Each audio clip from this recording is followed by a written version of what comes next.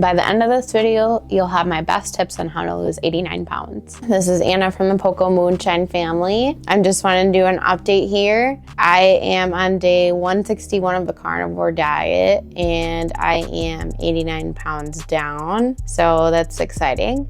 I'm kind of hitting I don't want to say it's a plateau, but I'm just like hovering there for a little while. And so I'm just trying to stay consistent, push through. But I have been getting lots and lots of compliments from different people, like just within the past week or two, that I'm looking really good. So that's really appreciated. And it just, gives me more confidence and more motivation to keep going. So that's really exciting. And I really feel like my clothes are fitting a lot better too. So recently we've gotten a lot of new clothes and trying to get rid of a lot of the stuff that is way too big and doesn't fit anymore. We have been really into trying to do butter burgers because I really like the burgers from Culver's. So we've been trying to do them more at home and perfecting those. But like when you put the meat in the pan and it kind of like shrinks, they're trying to keep that from happening to get them like thin like Culver's does. And we were able to finally do that with patty presses and it was so good. So that was fun and exciting for us recently, and William loved it too, so that was really good. And we're just getting like our rotation down of different foods. I feel like we got our steak, we got our burgers, and another thing is our pizza pouches. We just had a few family members come over and we made those and they loved them. I feel like we keep getting more compliments on those. We love them, William loves them. But there's that, and we like making our taco bowls, so we're gonna keep adding to our rotation of things that we keep finding that we like on Carnivore. I got comments from people that I work with, so you do just have to keep working at what you're doing. When you lose weight, it does take a long time. I've been trying to lose weight for years, but it wasn't until really the carnivore diet until I had consistent progress. And even though the last couple weeks I've been at this, I'm at 244 and I've been kind of there for a little bit.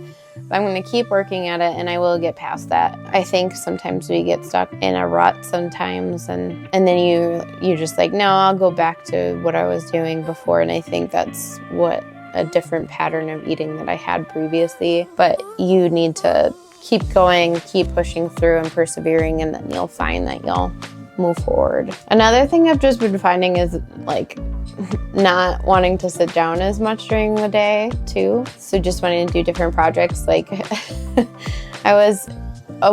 big update too is we just went through our whole cabinet yesterday and got rid of so much stuff. We hadn't really purged a lot of our old stuff from before carnivore, like our spices and old flour and oils and things in our cabinet that took up a bunch of space. And we finally did that, and I had the energy to actually go through it all. Sometimes before that you didn't have the energy to go through it, but we actually did that, and we had 3 boxes worth of stuff that we pulled out of our cabinets, and now we reorganize a little bit in our kitchen and have more space for things, so that's nice. Ellie and John, I really appreciate them having me on their channel. So if you are new to them as well, you should check their channels out. Ellie's channel is Nourishment Redacted, and then John's channel is Carnivore Backwoods. So please check their channels out, like them, follow them, check out their videos. But I really appreciate them having me on their channels and taking that time to just get to know me, ask questions, those sorts of things. And I really just appreciate the community because that really helps. And then I'm gonna get to sit down with Christy too, so that's exciting. I really appreciate her extending that offer too, so thank you so much. And I can't wait to do that. I do have to sign up yet, so I will get on that, but so that'll be coming up soon. Yeah, and when I was on John's channel, we got to talk to Dr. Lisa Weidman. And she was fun. She had a lot to talk about. I think that, with her, I feel like an hour is not enough time. I feel like she definitely has a good perspective on, you know, different things. And regarding carnivore, I mean, I like her idea of having like a way to get together and have a community at, you know, the beach, and, you know, getting together with other carnivores. It's kind of like a healing journey and everything.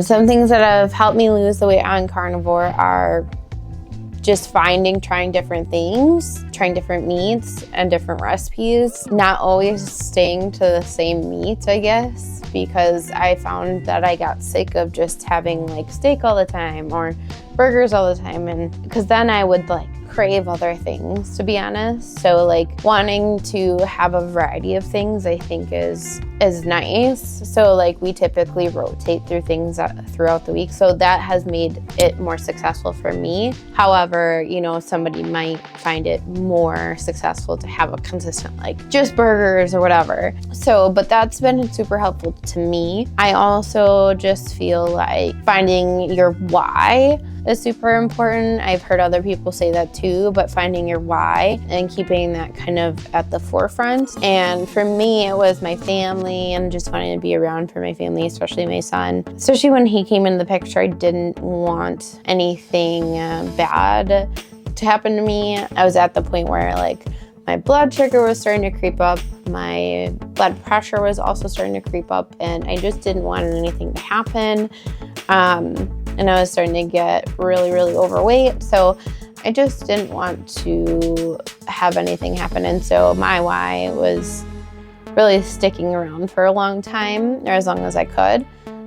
So finding your why, and honestly, like for me, I had to get to a point where I was just kind of fed up with where I was in order to move forward. So not that to say that that is everybody's starting point, but that's where I started. And then rewarding yourself with not food things necessarily, but things that can help you feel better. So like new clothes on occasion. So like that actually fit you well once you are losing the weight, I think is super helpful, because then it helps you feel better as opposed to just wearing your old clothes that are really baggy on you now, or, you know, falling off you. I think it just helps you look better, it helps you feel better. So for me, that just helps a lot. And then, you know, having someone to do it with. So for me, that's my husband, JT. That helps a ton. So having someone there to support you is really helpful. So if you can find someone that you can do it with, or can hold you accountable, or do it with you, that's really good. I know that's not always the easiest thing to do, but I think if you can even reach out to somebody and